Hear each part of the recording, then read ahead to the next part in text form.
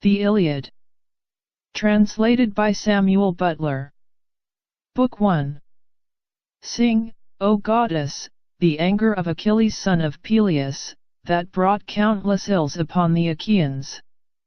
Many a brave soul did it send hurrying down to Hades, and many a hero did it yield a prey to dogs and vultures, for so were the counsels of Jove fulfilled from the day on which the son of Atreus, king of men, and great Achilles, first fell out with one another. And which of the gods was it that set them on to quarrel? It was the son of Jove and Leto, for he was angry with the king and sent a pestilence upon the host to plague the people, because the son of Atreus had dishonored Chryses his priest. Now Chryses had come to the ships of the Achaeans to free his daughter, and had brought with him a great ransom. Moreover he bore in his hand the scepter of Apollo wreathed with a suppliant's wreath, and he besought the Achaeans, but most of all the 2 sons of Atreus, who were their chiefs. Sons of Atreus, he cried, and all other Achaeans, may the gods who dwell in Olympus grant you to sack the city of Priam, and to reach your homes in safety, but free my daughter, and accept a ransom for her, in reverence to Apollo, son of Jove. On this the rest of the Achaeans with one voice were for respecting the priest and taking the ransom that he offered, but not so Agamemnon, who spoke fiercely to him and sent him roughly away. "Old man," said he, "let me not find you tarrying about our ships, nor yet coming hereafter. Your scepter of the god and your wreath shall profit you nothing. I will not free her. She shall grow old in my house at Argos far from her own home, busying herself with her loom and visiting my couch, so go, and do not provoke me or it shall be the worse for you." The old man feared him and obeyed. Not a word he spoke, but went by the shore of the sounding sea and prayed apart to King Apollo whom lovely Leto had borne. "Hear me," he cried, "O god of the silver bow, that protectest Chryse and holy Scylla and rulest Tendos with thy might, hear me O thou of Sminth. If I have ever decked your temple with garlands, or burned your thigh bones in fat of bulls or goats, grant my prayer, and let your arrows avenge these my tears upon the Danaans." Thus did he pray, and Apollo heard his prayer. He came down furious from the summits of Olympus, with his bow and his quiver upon his shoulder, and the arrows rattled on his back with the rage that trembled within him. He sat himself down away from the ships with a face as dark as night, and his silver bow rang death as he shot his arrow in the midst of them. First he smote their mules and their hounds, but presently he aimed his shafts at the people themselves, and all day long the pyres of the dead were burning. For 9 whole days he shot his arrows among the people, but upon the 10th day Achilles called them in assembly, moved thereto by Juno, who saw the Achaeans in their death throes and had compassion upon them. Then, when they were got together, he rose and spoke among them. "Son of Atreus," said he, "I deem that we should now turn roving home if we would escape destruction, for we are being cut down by war and pestilence at once.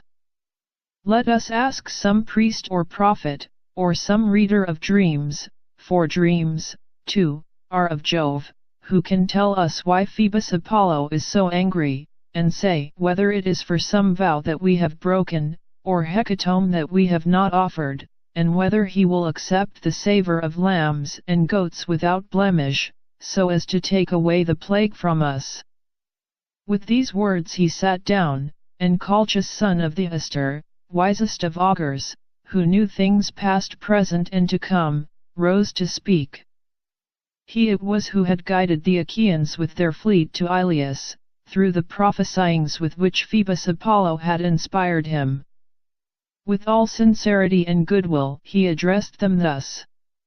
"Achilles, loved of heaven, you bid me tell you about the anger of King Apollo. I will therefore do so, but consider first and swear that you will stand by me heartily in word and deed, for I know that I shall offend one who rules the Argives with might, to whom all the Achaeans are in subjection.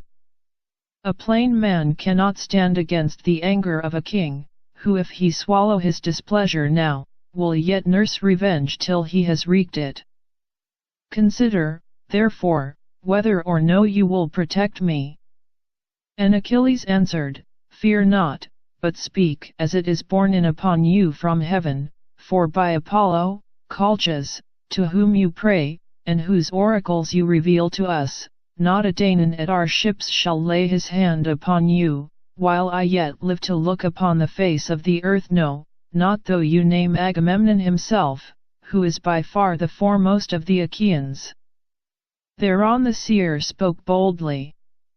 The god, he said, is angry neither about vow nor hecatomb, but for his priest's sake, whom Agamemnon has dishonored, in that he would not free his daughter nor take a ransom for her, therefore has he sent these evils upon us, and will yet send others.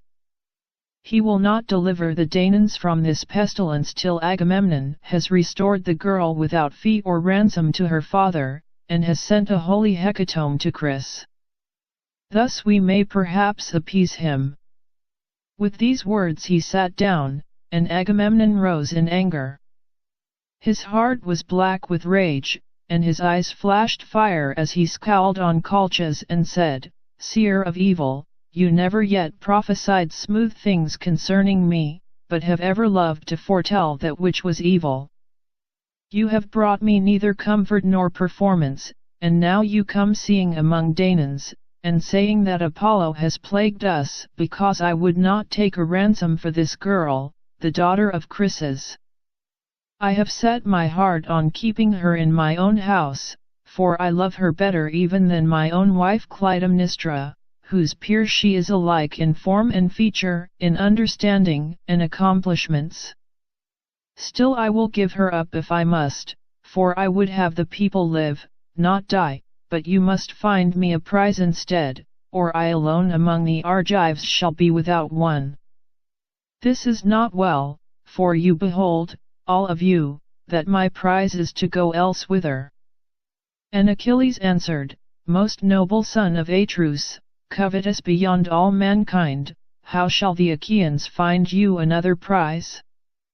We have no common store from which to take one.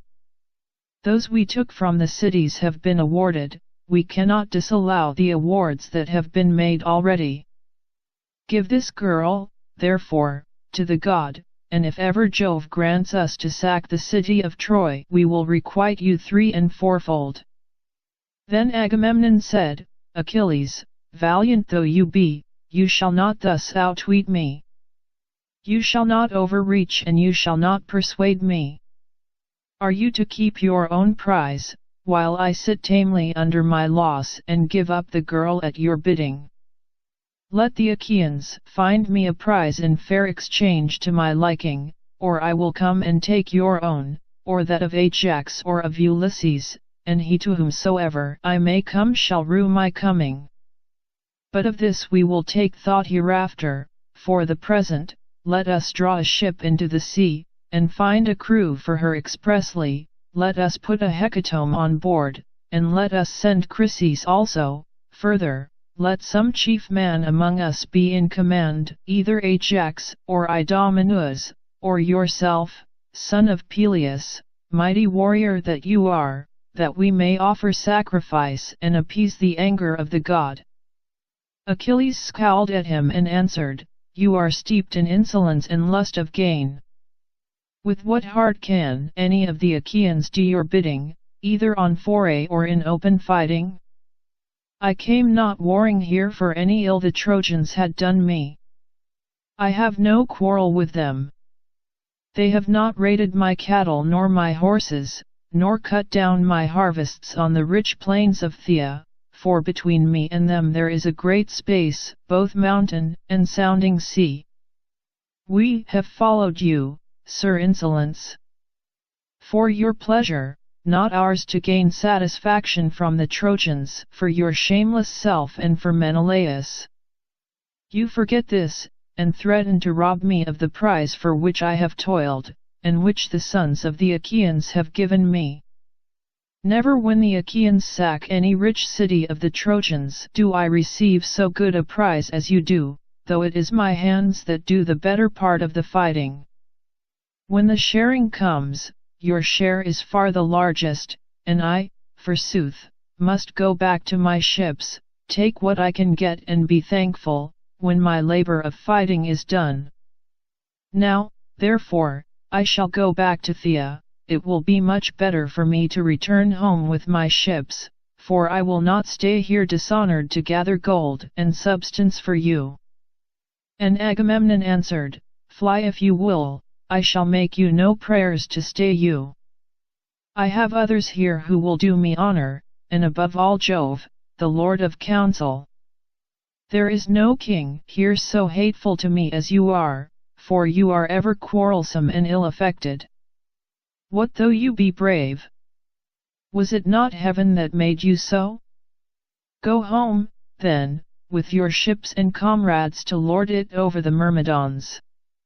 I care neither for you nor for your anger, and thus will I do, since Phoebus Apollo is taking Chryseis from me, I shall send her with my ship and my followers, but I shall come to your tent and take your own prize Briseis, that you may learn how much stronger I am than you are, and that another may fear to set himself up as equal or comparable with me. The son of Peleus was furious, and his heart within his shaggy breast was divided whether to draw his sword, push the others aside, and kill the son of Atreus, or to restrain himself and check his anger. While he was thus in two minds, and was drawing his mighty sword from its scabbard, Minerva came down from heaven, for Juno had sent her in the love she bore to them both, and seized the son of Peleus by his yellow hair, visible to him alone, for of the others no man could see her. Achilles turned in amaze, and by the fire that flashed from her eyes at once knew that she was Minerva. "Why are you here?" said he, "daughter of Aegis-bearing Jove?" "To see the pride of Agamemnon, son of Atreus? Let me tell you, and it shall surely be he shall pay for this insolence with his life." And Minerva said, "I come from heaven, if you will hear me, to bid you stay your anger. Juno has sent me, who cares for both of you alike. Cease, then, this brawling, and do not draw your sword, rail at him if you will, and your railing will not be vain, for I tell you, and it shall surely be, that you shall hereafter receive gifts 3 times as splendid by reason of this present insult. Hold, therefore, and obey." "Goddess," answered Achilles, "however angry a man may be, he must do as you two command him. This will be best, for the gods ever hear the prayers of him who has obeyed them." He stayed his hand on the silver hilt of his sword, and thrust it back into the scabbard as Minerva bade him. Then she went back to Olympus among the other gods, and to the house of Aegis-bearing Jove. But the son of Peleus again began railing at the son of Atreus, for he was still in a rage. "Wine bibber," he cried, "with the face of a dog and the heart of a hind, you never dare to go out with the host in fight, nor yet with our chosen men in ambuscade. You shun this as you do death itself. You had rather go round and rob his prizes from any man who contradicts you. You devour your people, for you are king over a feeble folk, otherwise, son of Atreus, henceforward you would insult no man. Therefore I say, and swear it with a great oath, nay, by this my scepter which shall sprout neither leaf nor shoot, nor bud anew from the day on which it left its parent stem upon the mountains, for the axe stripped it of leaf and bark, and now the sons of the Achaeans bear it as judges and guardians of the decrees of heaven, so surely and solemnly do I swear that hereafter they shall look fondly for Achilles and shall not find him. In the day of your distress, when your men fall dying by the murderous hand of Hector, you shall not know how to help them, and shall rend your heart with rage for the hour when you offered insult to the bravest of the Achaeans." With this the son of Peleus dashed his gold-bestudded scepter on the ground and took his seat, while the son of Atreus was beginning fiercely from his place upon the other side. Then up rose smooth-tongued Nestor, the facile speaker of the Pylians, and the words fell from his lips sweeter than honey. 2 generations of men born and bred in Pylos had passed away under his rule, and he was now reigning over the third. With all sincerity and goodwill, therefore, he addressed them thus. "Of a truth," he said, "a great sorrow has befallen the Achaean land. Surely Priam with his sons would rejoice, and the Trojans be glad at heart if they could hear this quarrel between you two, who are so excellent in fight and counsel.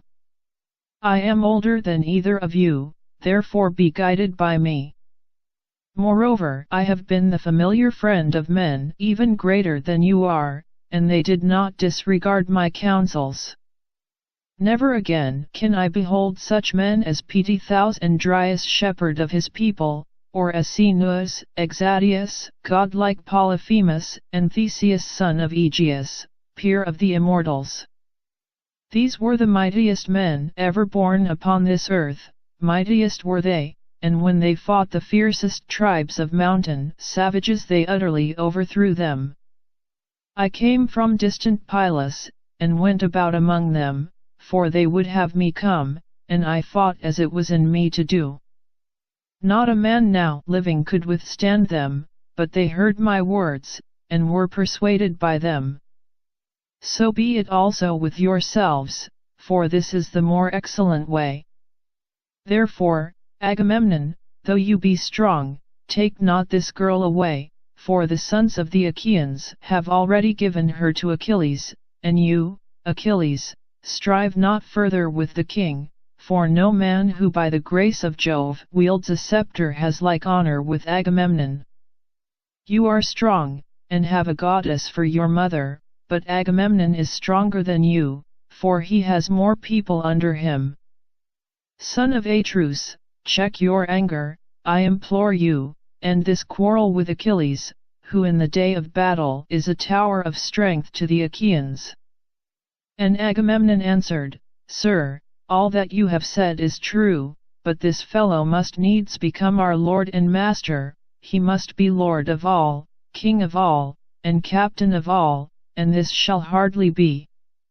Granted that the gods have made him a great warrior, have they also given him the right to speak with railing?" Achilles interrupted him. "I should be a mean coward," he cried, "were I to give in to you in all things. Order other people about, not me, for I shall obey no longer. Furthermore I say and lay my saying to your heart, I shall fight neither you nor any man about this girl, for those that take were those also that gave. But of all else that is at my ship you shall carry away nothing by force. Try, that others may see, if you do, my spear shall be reddened with your blood." When they had quarrelled thus angrily, they rose, and broke up the assembly at the ships of the Achaeans. The son of Peleus went back to his tents and ships with the son of Menœtius and his company, while Agamemnon drew a vessel into the water and chose a crew of 20 oarsmen. He escorted Chryses on board and sent moreover a hecatomb for the god. And Ulysses went as captain. These, then, went on board and sailed their ways over the sea. But the son of Atreus bade the people purify themselves, so they purified themselves and cast their filth into the sea. Then they offered hecatombs of bulls and goats without blemish on the seashore, and the smoke with the savour of their sacrifice rose curling up towards heaven. Thus did they busy themselves throughout the host. But Agamemnon did not forget the threat that he had made Achilles, and called his trusty messengers and squires Talthybius and Eurybates. "Go," said he, "to the tent of Achilles, son of Peleus, take Briseis by the hand and bring her hither, if he will not give her I shall come with others and take her which will press him harder. He charged them straightly further and dismissed them, whereon they went their way sorrowfully by the seaside, till they came to the tents and ships of the Myrmidons. They found Achilles sitting by his tent and his ships, and ill-pleased he was when he beheld them. They stood fearfully and reverently before him, and never a word did they speak, but he knew them and said, "Welcome, heralds, messengers of gods and men, draw near, my quarrel is not with you but with Agamemnon who has sent you for the girl Briseis.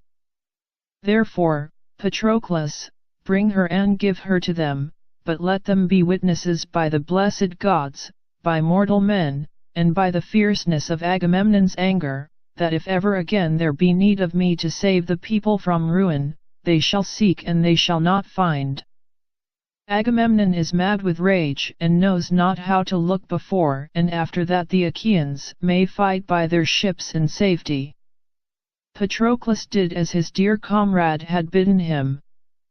He brought Briseis from the tent and gave her over to the heralds, who took her with them to the ships of the Achaeans, and the woman was loath to go. Then Achilles went all alone by the side of the hoar sea, weeping and looking out upon the boundless waste of waters. He raised his hands in prayer to his immortal mother. "Mother," he cried, "you bore me doomed to live but for a little season. Surely Jove, who thunders from Olympus, might have made that little glorious. It is not so.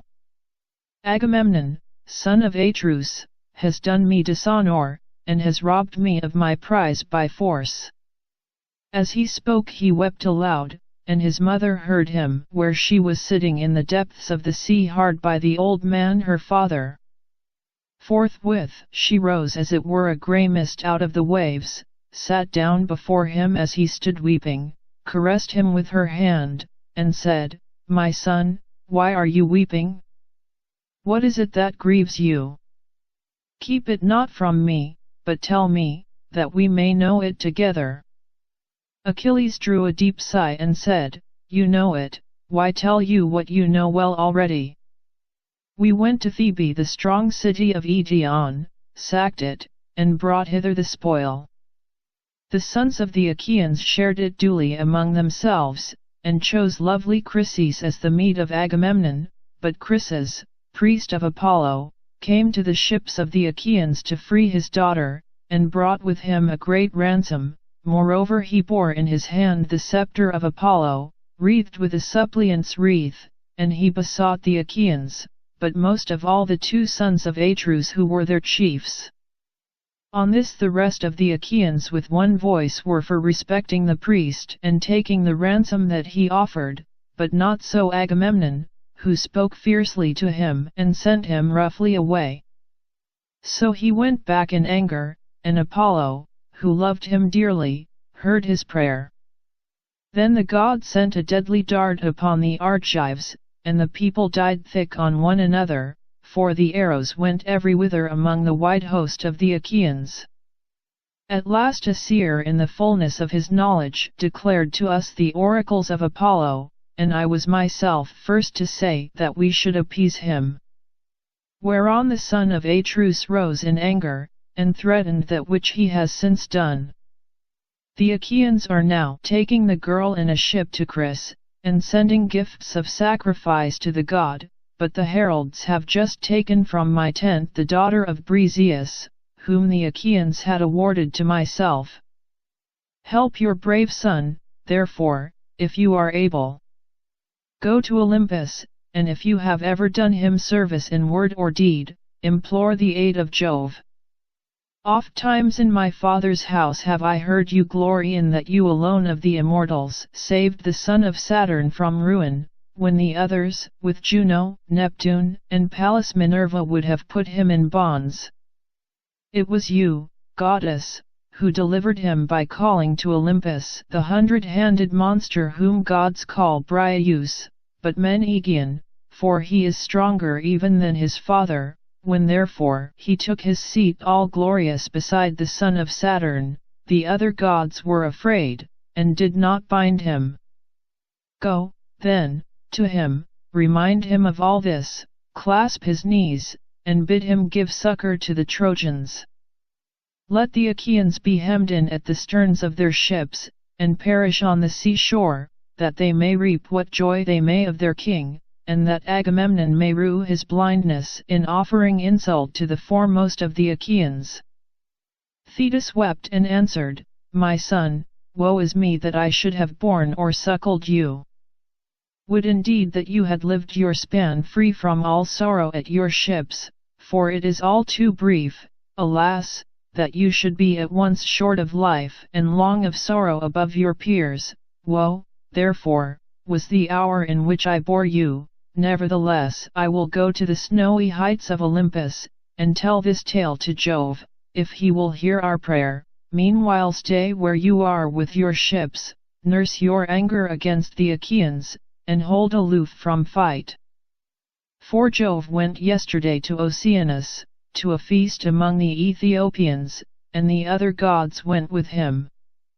He will return to Olympus 12 days hence. I will then go to his mansion paved with bronze and will beseech him, nor do I doubt that I shall be able to persuade him. On this she left him, still furious at the loss of her that had been taken from him. Meanwhile Ulysses reached Chris with the hecatomb. When they had come inside the harbor, they furled the sails and laid them in the ship's hold. They slackened the forestays, lowered the mast into its place, and rowed the ship to the place where they would have her lie. There they cast out their mooring stones and made fast the hawsers. They then got out upon the seashore and landed the hecatomb for Apollo. Chryses also left the ship, and Ulysses led her to the altar to deliver her into the hands of her father. Chryses, said he, King Agamemnon has sent me to bring you back your child, and to offer sacrifice to Apollo on behalf of the Danaans, that we may propitiate the god, who has now brought sorrow upon the Argives. So saying, he gave the girl over to her father, who received her gladly, and they ranged the holy hecatomb all orderly round the altar of the god. They washed their hands and took up the barley meal to sprinkle over the victims, while Chryses lifted up his hands and prayed aloud on their behalf. Hear me, he cried, O God of the silver bow, that protectest Chris and holy Scylla, and rulest Tyndos with thy might. Even as thou didst hear me aforetime when I prayed, and didst press hardly upon the Achaeans, so hear me yet again, and stay this fearful pestilence from the Danaans. Thus did he pray, and Apollo heard his prayer. When they had done praying and sprinkling the barley meal, they drew back the heads of the victims and killed and flayed them. They cut out the thigh bones, wrapped them round in 2 layers of fat, set some pieces of raw meat on the top of them, and then Chryses laid them on the wood fire and poured wine over them, while the young men stood near him with 5-pronged spits in their hands. When the thigh bones were burned and they had tasted the inward meats, they cut the rest up small, put the pieces upon the spits, roasted them till they were done, and drew them off. Then, when they had finished their work and the feast was ready, they ate it, and every man had his full share, so that all were satisfied. As soon as they had had enough to eat and drink, pages filled the mixing bowl with wine and water and handed it round, after giving every man his drink offering. Thus all day long the young men worshipped the god with song, hymning him and chanting the joyous paean, and the god took pleasure in their voices. But when the sun went down, and it came on dark, they laid themselves down to sleep by the stern cables of the ship, and when the child of morning, rosy-fingered dawn, appeared they again set sail for the host of the Achaeans. Apollo sent them a fair wind, so they raised their mast and hoisted their white sails aloft. As the sail bellied with the wind, the ship flew through the deep blue water, and the foam hissed against her bows as she sped onward. When they reached the wide-stretching host of the Achaeans, they drew the vessel ashore, high and dry upon the sands, set her strong props beneath her, and went their ways to their own tents and ships. But Achilles abode at his ships and nursed his anger. He went not to the honorable assembly, and sallied not forth to fight, but gnawed at his own heart, pining for battle and the war cry. Now after 12 days the immortal gods came back in a body to Olympus, and Jove led the way. Thetis was not unmindful of the charge her son had laid upon her, so she rose from under the sea and went through great heaven with early morning to Olympus, where she found the mighty son of Saturn sitting all alone upon its topmost ridges. She sat herself down before him, and with her left hand seized his knees, while with her right she caught him under the chin, and besought him, saying, "Father Jove, if I ever did you service in word or deed among the immortals, hear my prayer, and do honor to my son, whose life is to be cut short so early. King Agamemnon has dishonored him by taking his prize and keeping her. Honor him then yourself, Olympian lord of counsel, and grant victory to the Trojans, till the Achaeans give my son his due and load him with riches in requital." Jove sat for a while silent, and without a word, but Thetis still kept firm hold of his knees, and besought him a second time. "Incline your head," said she, "and promise me surely, or else deny me, for you have nothing to fear, that I may learn how greatly you disdain me." At this Jove was much troubled and answered, "I shall have trouble if you set me quarreling with Juno, for she will provoke me with her taunting speeches. Even now she is always railing at me before the other gods and accusing me of giving aid to the Trojans. Go back now, lest she should find out. I will consider the matter, and will bring it about as you wish. See, I incline my head that you may believe me. This is the most solemn promise that I can give to any god. I never recall my word, or deceive, or fail to do what I say, when I have nodded my head." As he spoke the son of Saturn bowed his dark brows, and the ambrosial locks swayed on his immortal head, till vast Olympus reeled. When the pair had thus laid their plans, they parted Jove to his house, while the goddess quitted the splendor of Olympus, and plunged into the depths of the sea. The gods rose from their seats, before the coming of their sire. Not one of them dared to remain sitting, but all stood up as he came among them. There, then, he took his seat. But Juno, when she saw him, knew that he and the old merman's daughter, silver-footed Thetis, had been hatching mischief, so she at once began to upbraid him. "Trickster," she cried, "which of the gods have you been taking into your counsels now? You are always settling matters in secret behind my back, and have never yet told me, if you could help it, one word of your intentions." "Juno," replied the sire of gods and men, "you must not expect to be informed of all my counsels. You are my wife, but you would find it hard to understand them.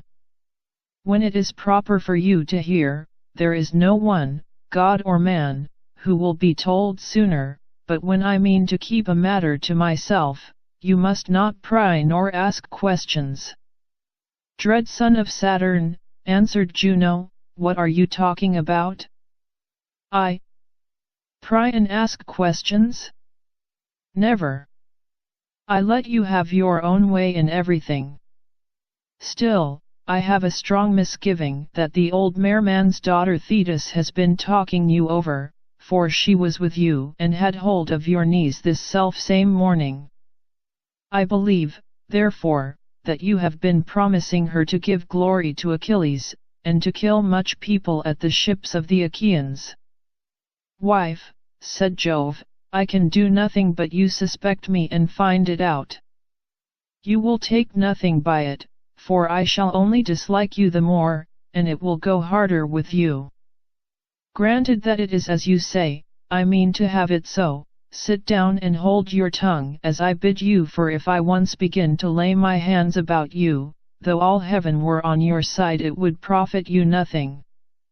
On this Juno was frightened, so she curbed her stubborn will and sat down in silence. But the heavenly beings were disquieted throughout the house of Jove, till the cunning workman Vulcan began to try and pacify his mother Juno. "It will be intolerable," said he, "if you two fall to wrangling and setting heaven in an uproar about a pack of mortals. If such ill counsels are to prevail, we shall have no pleasure at our banquet.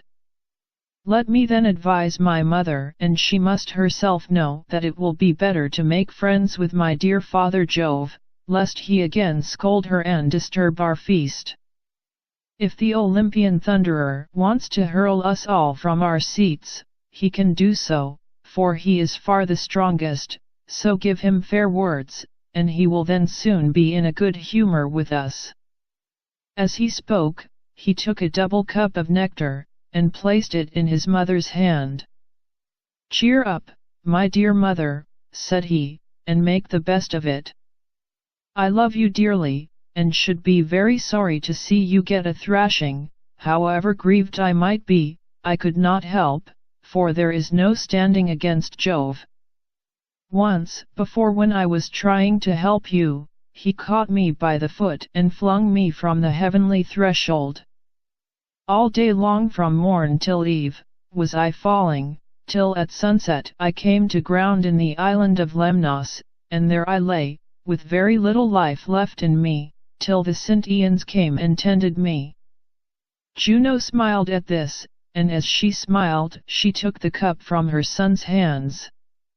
Then Vulcan drew sweet nectar from the mixing bowl, and served it round among the gods, going from left to right, and the blessed gods laughed out a loud applause as they saw him bustling about the heavenly mansion. Thus through the livelong day to the going down of the sun they feasted, and every one had his full share, so that all were satisfied. Apollo struck his lyre, and the muses lifted up their sweet voices, calling and answering one another. But when the sun's glorious light had faded, they went home to bed, each in his own abode, which lame Vulcan with his consummate skill had fashioned for them. So Jove, the Olympian lord of thunder, hied him to the bed in which he always slept, and when he had got onto it he went to sleep, with Juno of the golden throne by his side.